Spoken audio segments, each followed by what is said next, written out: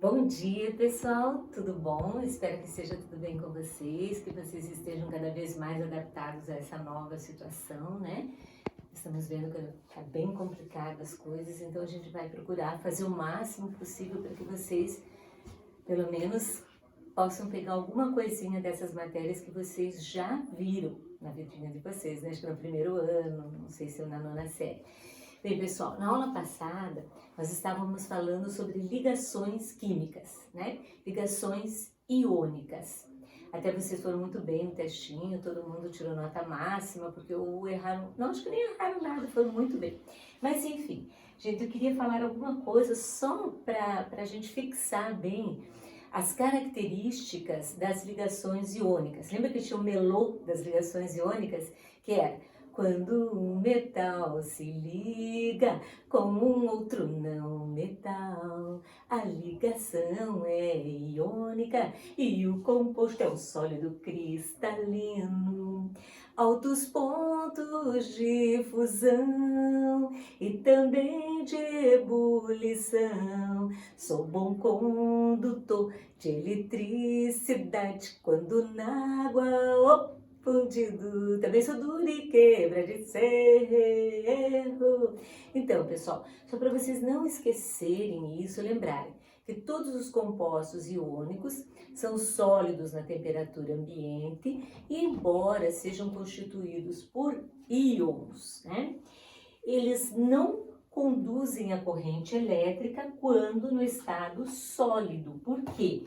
Expliquei na aula passada, mas é sempre bom repetir. E porque os íons estão muito juntos, muito unidos. Aqui eu tenho, desculpe gente, que é tudo meio improvisado aqui, né? Aqui eu tenho, pessoal, sal, que é o cloreto de sódio, metal com não metal, sódio, metal, cloro, cloreto, não metal, né? E se a gente for colocar aqui, meu Deus, não sei se eu vou conseguir alcançar aqui, né? Colocar, tá, opa! Tá encostando. Colocar aqui esse aparato aqui, no cloreto de sódio sólido, embora seja constituído por íons, não há condutividade elétrica, porque os íons estão muito juntos, estão muito unidos, não permitindo então a passagem da corrente elétrica. Porém, se eu colocar aguinha, né, aguinha, no cloreto de sódio, fazer então o que, gente? A gente vai dissolver o cloreto de sódio e nisso haverá então a separação dos íons, que nós chamamos de, como é que a gente chama? Então tem a ionização e a dissociação iônica. Isso aqui é uma dissociação, porque os íons já existem. O que nós fizemos colocando a água é separar os íons, tá? Tem uma matéria só sobre isso aí. Olha aqui, ó, pessoal. Então, agora, os íons estão separados. Nós temos íons positivos e íons negativos nessa solução. O papel da água foi separar os íons, tá? Os cátions sódio e os ânions cloreto. E aí, a condutividade elétrica. Então, nunca esqueçam. No estado sólido, os compostos iônicos não conduzem corrente elétrica, porém, quando dissolvidos na água ou quando a gente consegue a 800 graus, né? Como é que a gente diz? Fundir o cloreto de sódio, então nós vamos ter os íons separados que irão conduzir a corrente elétrica muito bem. Então são ótimos condutores quando dissolvidos na água ou fundidos, tá? E hoje a gente vai ver o outro tipo de ligação química, né? Vamos dizer lá que, então vocês não esqueçam, por favor, ligação iônica metal, família 1A, 2A, 3A, os elementos de transição que tem 1, 2 ou 3 elétrons na camada de valência, com os não metais que tem 5, 6 ou 7 elétrons na camada de valência e que tem tendência a receber elétrons. Bem, digamos lá, gente, tem um copinho aqui, eu tenho 2 hidrogênios, né? 2 hidrogeninhos aqui, certo? E o que acontece? Eles têm um elétron na camada de valência na camada K. Né? Então, teremos aqui o núcleo com um próton e um elétron na camada de valência de um hidrogênio e outro hidrogênio também com um elétron na camada de valência. Então, o que o hidrogeninho pergunta para outro hidrogeninho: pô, hidrogênio, eu fico aqui estável, se tiver 2 elétrons na camada de valência, você me dá? Se eu pedir, você me dá? Para poder ficar estável? E o que o outro hidrogênio diz? Não, não posso, porque se eu der um elétron, eu ficarei sem nenhum, e sem nenhum não dá estabilidade para ninguém. Então, os dois precisam, na verdade, de ficar com 2 elétrons na camada de valência, imitando o gás hélio. Vocês sabem que os átomos ligam-se entre si, tentando configurar, né? 8 elétrons na última ou 2 na camada K, como os gases nobres. Então, o que acontece? Como eles não podem, um não pode doar para o outro, o que acontece? Aí acontece aquele negócio, né? Vamos fazer uma sociedade de compartilhar e os nossos orbitais vamos interpenetrar. O elétron que é meu será teu também. E o elétron que é teu é meu, é meu, é meu. É meu, é meu, é meu. Então aqui existe, gente, uma briguinha entre cargas, né? Por exemplo, vocês sabem que o próton, estando no núcleo, repele, os núcleos se repelem, os elétrons se repelem. No entretanto, o núcleo atrai o elétron, pelas cargas serem negativas, e nessa jogo de empurra e repele e atrai, na verdade, os dois acabam se unindo, tá? Compartilhando, então, um par eletrônico que agora pertence aos 2 átomos, tá? Então, os elétrons aqui agora vão girar em torno dos 2 núcleos. Então, nós fazemos aqui como se fosse, a gente representa eletronicamente ou pela formulação de Lewis, envolvendo os 2 elétrons que agora pertencem igualmente, nesse caso, aos 2, né? Então, agora o hidrogênio, ponto. Um elétron que era dele, mais um que era do outro hidrogênio, que agora pertence aos 2, porque giram em torno dos 2 núcleos, né? Temos a chamada, então, ligação covalente, então, né? Na covalente, os pares de elétrons formarão, né? Giram em torno dos 2 elétrons e vão formar, então, compostos covalentes, ocorrendo entre átomos com 4 elétrons ou mais na camada de valência, ou seja, entre os não metais. Então, quando os não metais da família 5, 4, 5, 6, 7 se unem entre si, eles vão formar a ligação covalente. Aqui não há metais, a menos que o metal tenha uma diferença de eletronegatividade muito grande, muito pequena, desculpem, em relação ao ametal, tá? Então vamos lá agora na ligação covalente, também chamada de ligação molecular, covalente ou molecular. Então, na covalente molecular, meu Deus, na covalente os pares de elétrons vão formar compostos, né? Unem os átomos formando compostos moleculares, tá? Muito bem, nós vamos ver aqui a formação de algumas moléculas importantes. Então, nós já vimos o hidrogênio, onde é o compartilhamento de 2 elétrons. Cada elétron agora participa, giram em torno do núcleo dos 2 átomos e pertencem aos 2. Esta ligação, gente, é bem mais fraca do que a ligação iônica, onde os átomos ficam, né, unidos por ligação eletrostática, né? Vamos ver a formação, então, vamos ver lá. Por exemplo, a formação do cloro, né? Formação do cloro. A gente sabe que o cloro é muito importante, né? A gente vive falando formação do clorinho. Eu tento separar sempre essas, e chega que elas não funcionam direito. Formação do cloro, que é Cl2, tá? Então, o clorinho, ele pertence à família qual? Eu acho importante, nesse caso, a gente saber bem a que famílias pertencem os elementos químicos, né? Então, o cloro, nós sabemos que ele é um halogênio pertencente à família 7A. Então, ele tem lá 1, 2, 3, 4, 5, 6, 7. O outro cloro tem o quê? 1, 2, 3, 4, 5, 6, 7. Nenhum tem tendência a doar, os dois têm tendência a receber elétrons. Então, o que eles podem fazer? Vamos fazer uma sociedade de compartilhar e os nossos orbitais vamos interpenetrar. Então, a gente representa, através da representação de Lewis, a formulação de Lewis, a gente envolve assim, né, os dois elétrons que agora pertencerão aos dois átomos. E contamos 1, 2, 3, 4, 5, 6, 7, 8. 1, 2, 3, 4, 5, 6, 7, 8. Alcançando o octeto, os dois ficam estáveis e nós teremos aqui a chamada fórmula eletrônica. Essa é a fórmula eletrônica, tá? Ou de Lewis, certo? Aí, como é que é a fórmula estrutural? Na fórmula estrutural, a gente coloca o quê? Um tracinho, conforme as ligações forem feitas. Aqui foi feita uma única ligação covalente. Então, a gente coloca cloro, tracinho, cloro. Esse tracinho, na verdade, significa o compartilhamento de apenas um par eletrônico. Então, aqui nós teremos a fórmula estrutural, né? Estrutural. E a fórmula molecular é quantos átomos estão ligados. Quantos átomos de cloro foram ligados?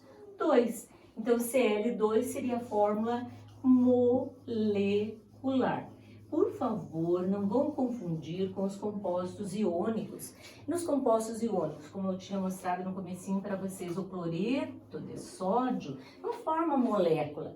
Na verdade, ele forma um íon fórmula, tá? Porque nós sabemos que o sódio positivo e o cloro negativo, a formação de íons. Aqui não formam-se íons, entendeu? Ligação iônica forma íons e a covalente não. Não esqueçam disso, por favor, tá? Então, aqui nós teríamos a formação do gás cloro. Nós sabemos que o cloro é um gás esverdeadinho, pertencente à família 7A, que é a família dos halogênios, juntamente com flúor, cloro, bromo e iodo. Sendo o flúor, cloro, gás, o bromo, líquido e iodo, sólido. Né? Nós já vimos isso na aula anterior. Bem, agora a gente vai ver a formação. Qual é o gás que é mais importante para a nossa vida, sem a qual a gente não consegue viver, né, gente? Formação. A gente às vezes nem se dá conta da importância que está aí gratuitamente e que sem ele a gente, abotoaria o paletó, esticaria as canelinhas, né? Como é que é? Colocava paletó de madeira, esse troço aí. Formação do gás oxigênio. Do gás oxigênio. Inclusive, gente, nós sabemos, mas às vezes a gente não consegue fazer a relação. Cerca de 60% do corpo humano é constituído por oxigênio.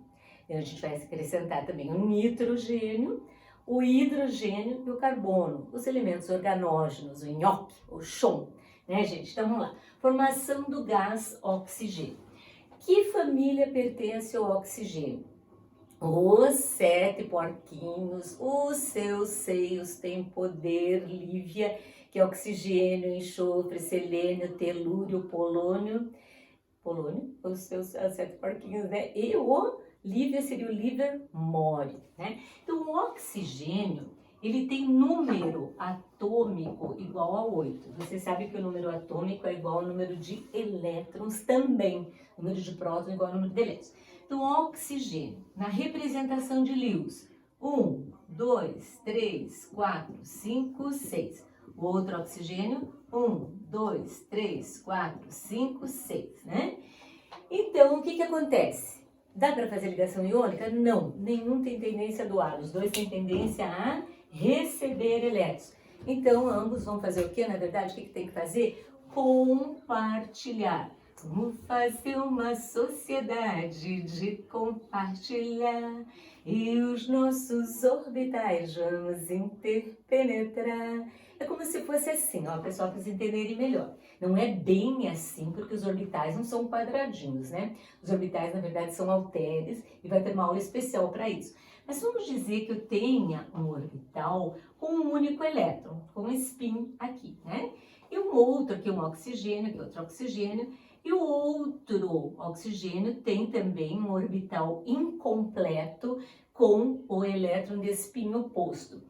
Então ocorre o que? Uma atração magnética, na verdade, entre os dois. O que acontece? Ocorre a interpenetração desses dois orbitais e os elétrons ficam pertencendo aos dois, sendo que os dois ficam estáveis, né? Só que aqui, né, gente, vejam bem aqui, esse oxigênio, no caso, está com quantos elétrons? 1, 2, 3, 4, 5, 6, 7. Esse aqui também está com 7. Ainda não estão estáveis. Precisa de fazer mais uma ligação aqui, certo? Então fizeram duas ligações. Agora fica 1, 2, 3, 4, 5, 6, 7, 8.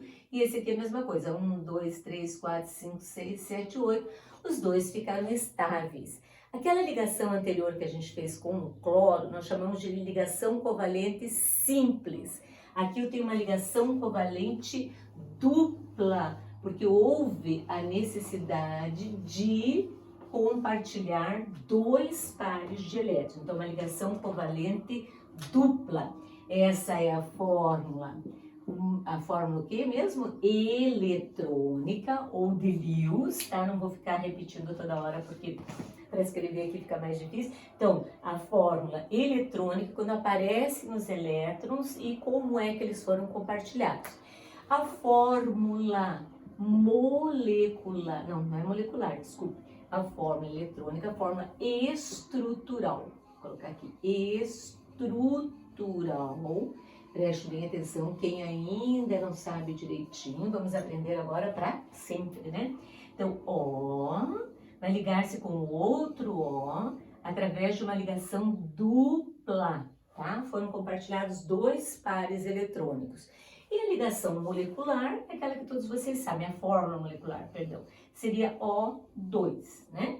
O2 é a fórmula molecular, tá? Molecular, porque dois oxigênios participaram da ligação dupla, tá? Preste bem atenção nisso. Então, aqui a dupla, aqui a fórmula eletrônica, onde aparecem os elétrons, né? Aqui a gente coloca os tracinhos representando os dois pares de elétrons compartilhados e aqui a fórmula molecular. Vamos ver agora a formação, qual é o elemento que existe em maior quantidade no ar atmosférico? É o nitrogênio. Antigamente, lá no tempo do Lavoisier, era chamado de azoto. Então, o nitrogênio, tá? Formação do gás nitrogênio. O nitrogênio pertence a qual família, gente? O nitrogênio pertence à família 5A. Nossos professores assumiram ser bem bichas, credo, que feio, né? Mas enfim, não pude assistir sábado biologia, tá? Beleza, né? Então, o nitrogênio, pertencendo à família 5A, ele apresenta 1, 2, 3, 4, 5 elétrons na camada de valência. O outro nitrogênio, 1, 2, 3, 4, 5.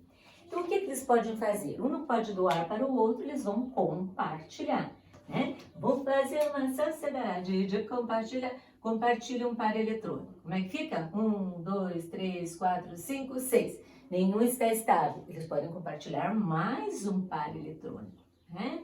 Então fica 1, 2, 3, 4, 5, 6, 7. Ainda não estão estáveis. Puxa, então a gente vai ter que dar mais uma, né? Ou melhor, compartilhar mais uma. Então aqui vai haver mais um compartilhamento. 1, 2, 3, 4, 5, 6, 7, 8. Beleza, agora os dois estão estáveis, com 8 elétrons na camada de valência cada um. Porque os elétrons pertencem a um, quanto pertencem ao outro, beleza? Então aqui, gente, nós temos uma fórmula o quê?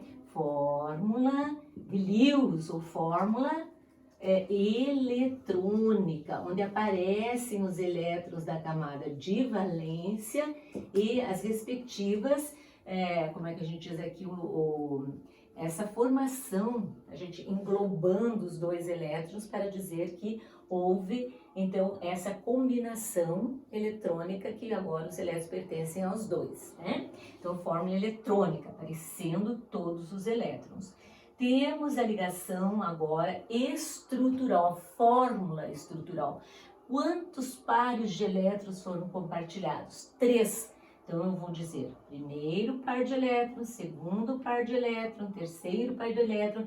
Vai ter uma aula depois que nós vamos ver que a primeira ligação que se forma é chamada ligação sigma e que as outras são chamadas de ligação pi. Mas como ainda não está na apostila, então vamos deixar por assim mesmo por enquanto, né? Então, nitrogênio com nitrogênio formam uma ligação tripla, porque pertencendo à família 5 precisam de 3 elétrons para ficar estável, e essa é chamada de fórmula, como é que é a fórmula mesmo? A eletrônica, a fórmula estrutural, onde aparecem os tracinhos mostrando as ligações. Fórmula estrutural e a fórmula molecular é N2, que é a forma como o gás nitrogênio aparece aí no ar atmosférico, né, que existe em maior quantidade. Nós não aproveitamos esse nitrogênio, embora ele seja extremamente importante para nós para formar as proteínas, os aminoácidos que depois formam proteínas, vocês estudam isso em biologia. Mas o que aproveita esse nitrogênio do ar atmosférico? São as plantas leguminosas, que hoje nem se chamam mais de leguminosas, tem outro nome lá, que vão então, tem os risópodos, né, que conseguem captar esse nitrogênio do ar atmosférico e transformá-lo em nitratos e nitritos, que depois vão dar origem, então, aos aminoácidos. Isso é muito interessante, porque sempre a biologia e a química estão ali, tá, gente? Tudo bem relacionadinho. Bem, então, nós tivemos a formação do gás cloro, com ligação simples, do oxigênio com ligação dupla, e aqui nós temos uma ligação tripla. Não existe, em hipótese nenhuma, ligações covalentes quádruplas. Não existe, não tem como fazer 4 ligações com o mesmo átomo. 2 átomos compartilhando 4 pares de elétrons é impossível, então gravem bem. Não existe, em hipótese nenhuma, ligação covalente quádrupla. Só é possível ligação simples, dupla e tripla. Tá? Pode haver 4 ligações, como ocorre com o carbono, com átomos diferentes, ou 3 com o mesmo átomo no máximo, tá?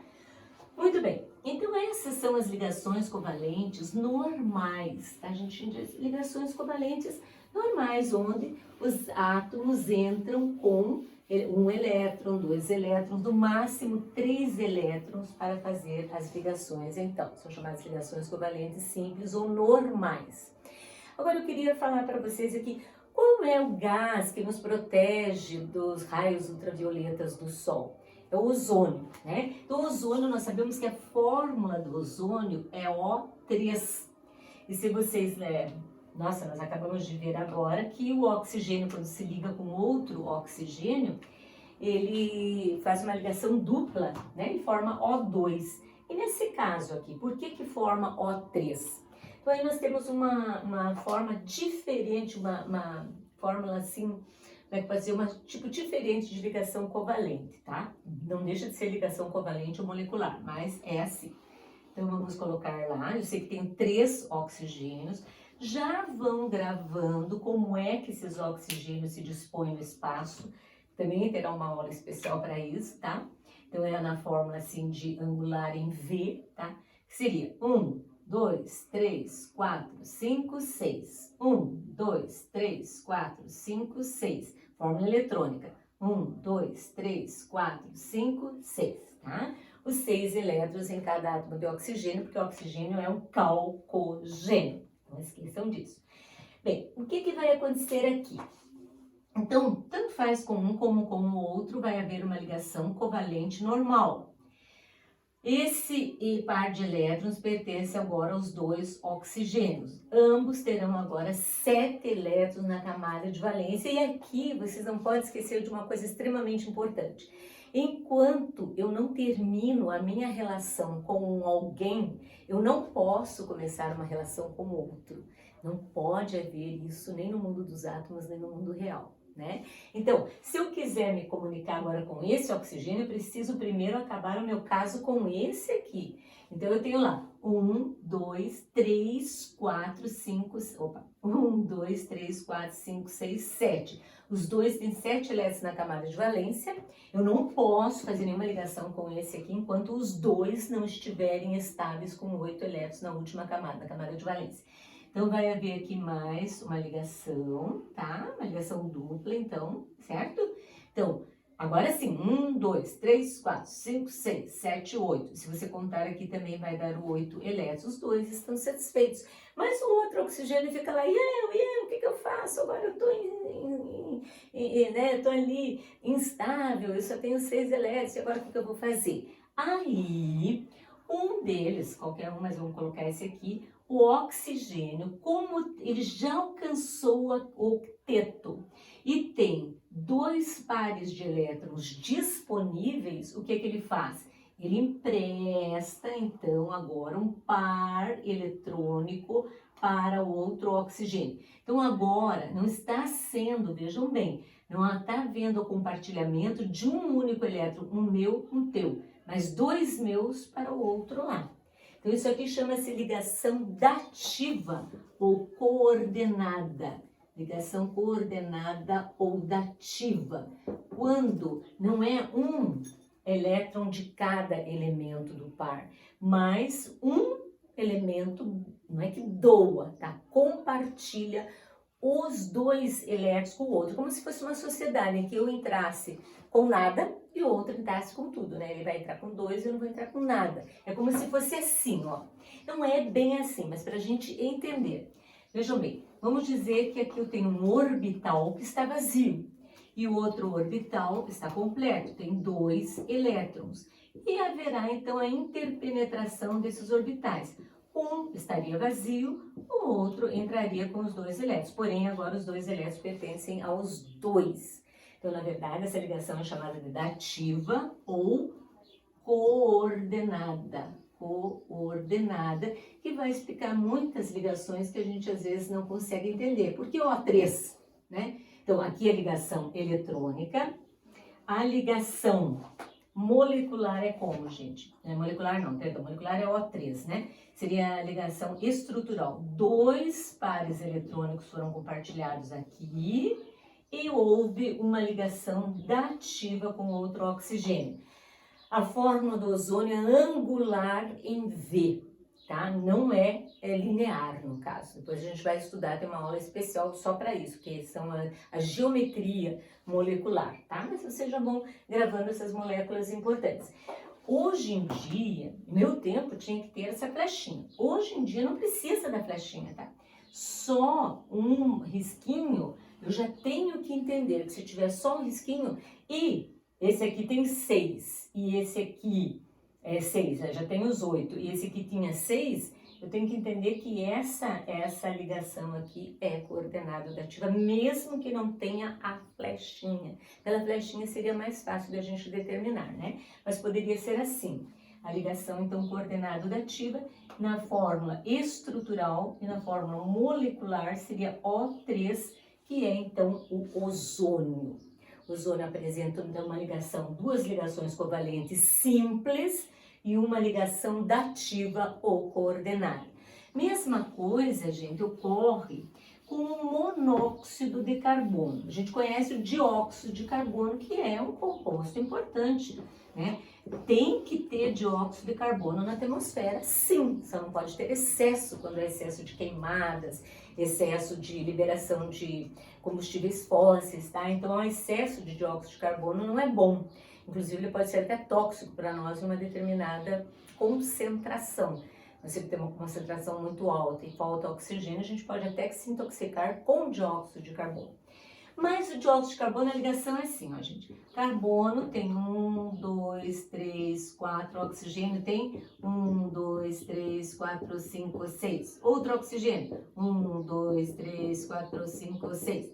A compartilhamento, esse aqui fica com 7, esse fica com 5, mais um compartilhamento. Isso fica com 8, isso fica com 6, tem que continuar com outro oxigênio. Uma ligação normal aqui, que vai dar 7 para ele, mais uma ligação 8 para ambos, né? Então o carbono ficou com 1, 2, 3, 4, 5, 6, 7, 8. E essa é a fórmula do dióxido de carbono. Que fórmula é essa?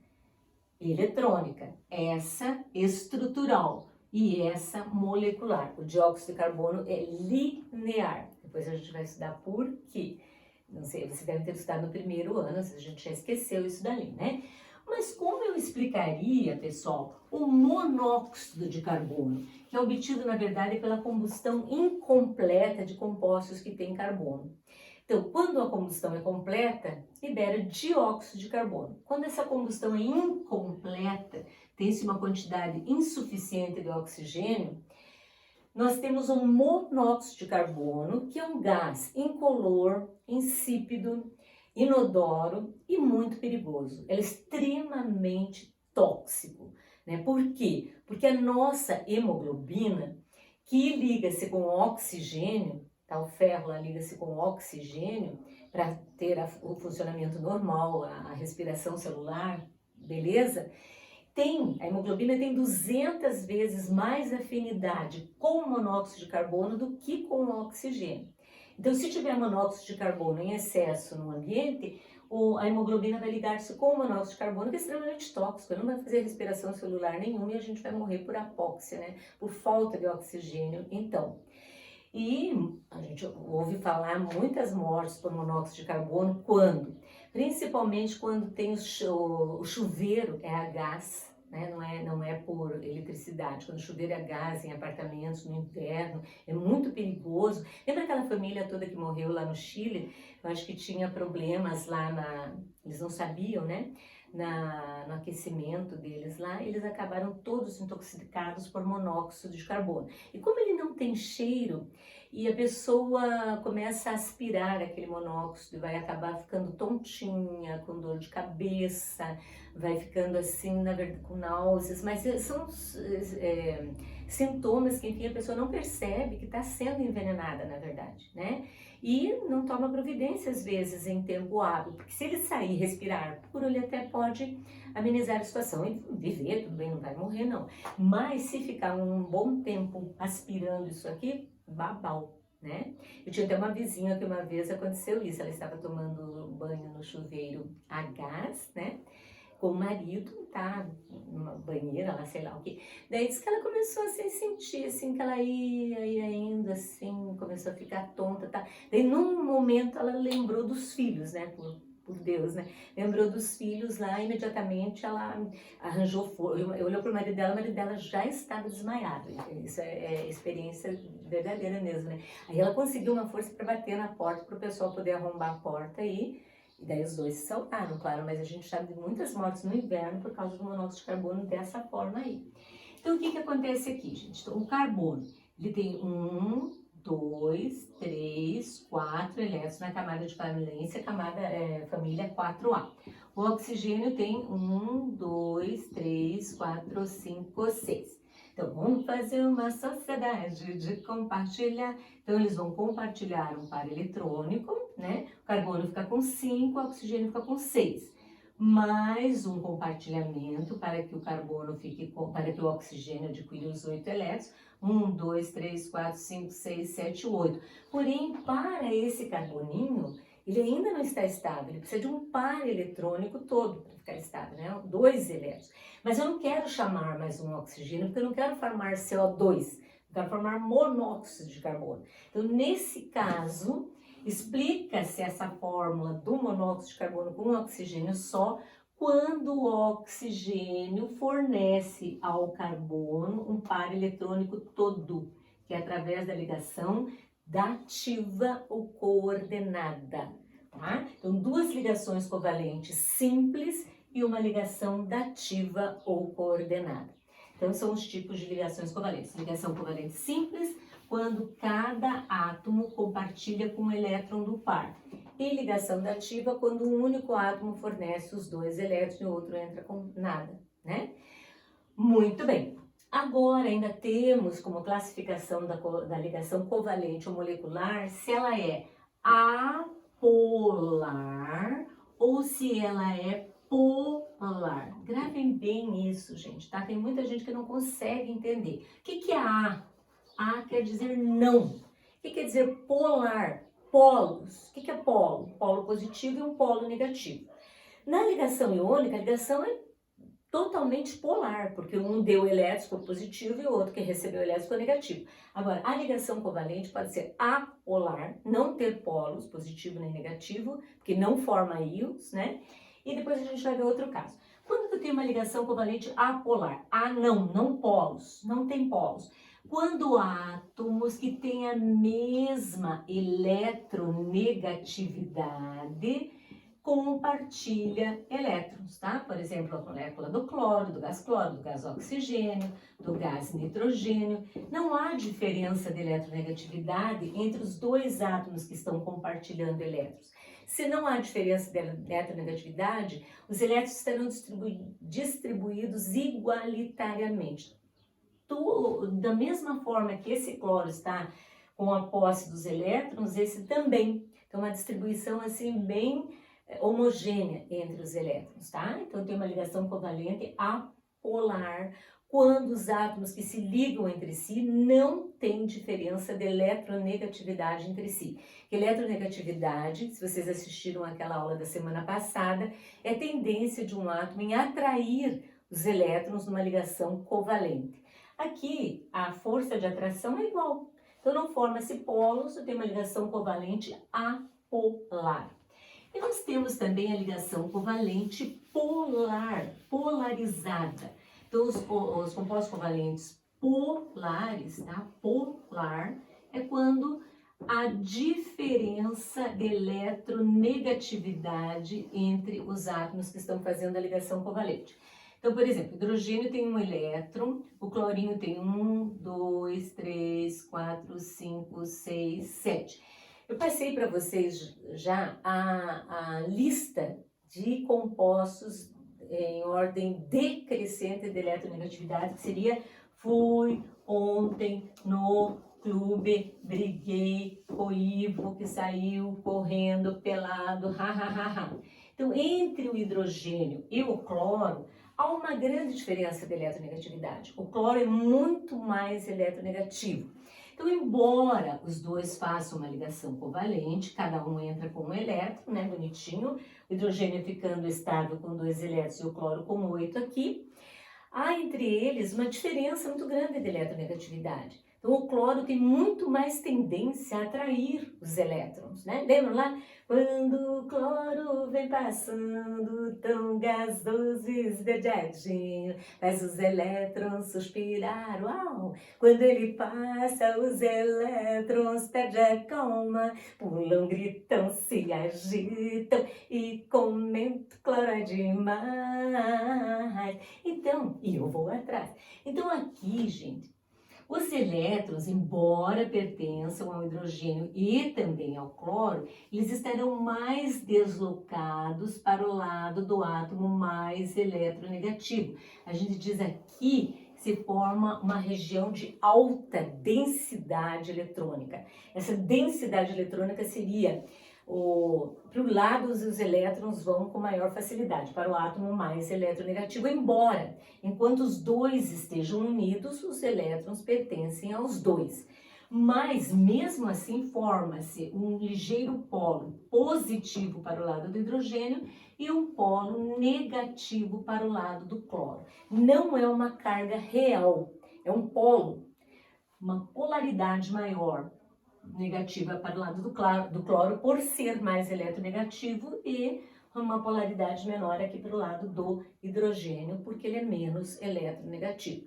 Enquanto eles estão juntos, beleza, os elétrons pertencem aos dois. Lembram lá que também falei a vocês, né? Enquanto tá junto, meu bem para cá, meu bem para lá. Se separou, é meus bens, né? No caso, se eles se separarem, o hidrogênio vai perder os elétrons, mesmo não querendo perder, vai perder, formando o proto-hidrogênio. Isso se eles se separarem. E o cloro vai ficar cloreto, tá? Porém, quando estiverem ligados, forma-se apenas uma diferença de polaridade aqui. Então, não esqueçam, os compostos covalentes podem ser apolares, quando eles não têm diferença de eletronegatividade entre os átomos que estão ligando, e polares, quando há diferença de eletronegatividade, tá? Então, aí foi, gente, a ligação covalente polar, ligação covalente molecular ou ligação covalente ou molecular, meu Deus. Os exercícios, eu acho que eles não são difíceis, né, gente? Então, não tem, assim, uma necessidade de eu fazer esses exercícios com vocês. Vamos ver se tem alguma coisa aqui, né, no caso. Aqui tem alguns elementos, por exemplo, o exercício 11.4. Só para nós dizermos que a gente não fez nada, então vamos fazer o exercício 11.04. Uma investigação química, papapá, foi achado lá o óxido de alumínio, que é a alumina, né? Eu disse para vocês que a maneira como alumínio é encontrado na natureza, o tetracloreto de carbono, que é utilizado como solvente, amônia, que é já usado em refrigeração, e o fluoreto de lítio. Eu quero saber que tipo de ligações nós temos aqui. Então, por favor, isso não pode errar de nenhum. Tem metal e não dá diferença de eletronegatividade, o aluno nunca vai saber de cor a diferença de eletronegatividade. Quando eles deram, fulano e ciclano tem eletronegatividade tal e eletronegatividade tal, vocês vão fazer a continha. Se der 1,7 ou acima de 1,7, a ligação é preponderantemente iônica. Se der abaixo de 1,7, é molecular, até com metais. Se não der nada disso, você sabe, apareceu metal, a ligação é iônica, tá? Então aqui o alumínio, família 3A, é alumínio, é metal. Então aqui nós temos uma ligação iônica. Aqui, carbono e cloro. O carbono pertence à família 4A, o cloro pertence à família 7A, portanto, são não metais, né? Ocorrendo entre átomos com 4 elétrons ou mais na camada de valência, ou seja, entre os não metais. Então, se tem não metal, a ligação é covalente, tá? Amônia, preponderantemente não metal, família 5A, o hidrogênio é não metal também, embora eu possa fazer ligação iônica só quando estiver ligado com metal. E então é covalente ou molecular. E o fluoreto de lítio, devido ao lítio ser da família 1A, metal alcalino, a ligação é iônica. Então eu acho que vocês não vão ter problema nenhum em distinguir quando eu tenho uma ligação covalente e uma ligação iônica, né? Basta dar uma olhadinha, lembrar metal com não metal e não metal com não metal, né? Forma ligação covalente. Tá, gente? Então, qualquer problema que vocês tenham em alguns exercícios, basta me perguntar. Eu estou sempre à disposição, tá? Não tem por que ficar fazendo esses exercícios, porque eu acho fácil. Quando for probleminhas, etc., a gente vai fazer, tá? Beleza? Beijinho.